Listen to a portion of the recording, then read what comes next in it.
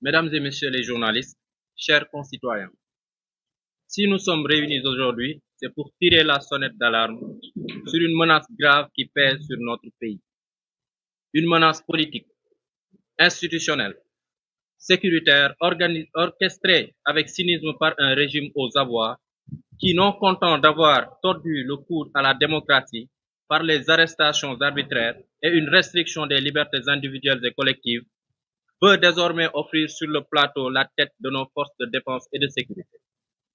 Le projet de loi portant interprétation de la loi d'amnistie 2024-19 est une loi scélérate, une arme législative à des fins de vengeance politique, une attaque frontale contre ceux qui, au péril de leur vie, ont protégé la République dans les moments les plus critiques. Ce texte, sous couvert d'une prétendue précision juridique, introduit en réalité une lecture biaisée et partiale de l'amnistie en instaurant une distinction perverse entre les bons et les mauvais bénéficiaires. À travers la notion totalement subjective de motivation exclusivement politique, il laisse la porte ouverte à des poursuites ciblées contre nos forces de défense et de sécurité et les autres agents de l'État, tout en protégeant ceux qui ont semé le chaos, la destruction de notre pays. Nous posons les questions suivantes. Qui a intérêt à ce que les forces de l'ordre soient jetées en pâture? Qui veut soumettre les magistrats à exercer l'interprétation arbitraire où la politique primera sur le droit? Qui veut institutionnaliser une justice à double vitesse où les criminels d'hier deviennent des victimes et où ceux qui ont servi la République sont aujourd'hui traqués? Pendant que nous dénonçons avec force cette mascarade législative, où sont ceux qui se réclament défenseurs de la démocratie et de la justice?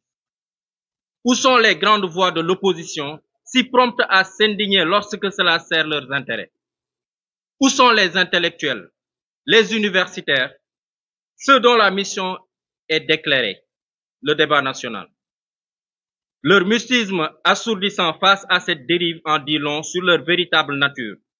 Des complices passifs ou des opportunistes silencieux qui attendent de voir de quel côté penchera l'histoire avant de s'exprimer. Nous refusons d'être spectateurs de cette trahison nationale.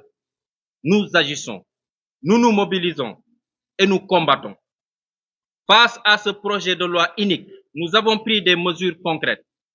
Des correspondances officielles ont été adressées aux principales chancelleries basées au Sénégal, notamment celle de la France, des États-Unis, de l'Union européenne, afin de dénoncer cette tentative flagrante de manipulation des lois aux fins de répression ciblée. Nous avons entamé des concertations avec des forces vives du pays, notamment les organisations citoyennes et professionnelles, afin de structurer une riposte massive, nationale et intransigeante. Nous menons une campagne d'information auprès du peuple sénégalais pour briser la propagande et exposer la véritable nature de ce projet de loi qui n'est rien d'autre qu'un instrument de persécution politique et institutionnelle. Ce combat est celui de tous les Sénégalais épris de justice et de vérité. Nous refusons le silence complice. Nous refusons la lâcheté intellectuelle. Nous refusons les calculs politiciens sur le dos de l'état de droit. Nous lançons aujourd'hui un appel à la mobilisation nationale. Citoyens, forces démocratiques, patriotes, il est temps de se dresser debout et de faire face. Nous devons exiger le retrait immédiat et définitif de ce texte liberticide qui menace nos institutions, notre justice et notre stabilité nationale. Ceux qui veulent les livrer à l'injustice.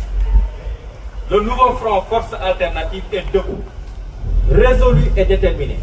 Nous ne reculons pas. Nous lutterons sans relâche jusqu'à l'abandon total et définitif de ce projet de loi honteux.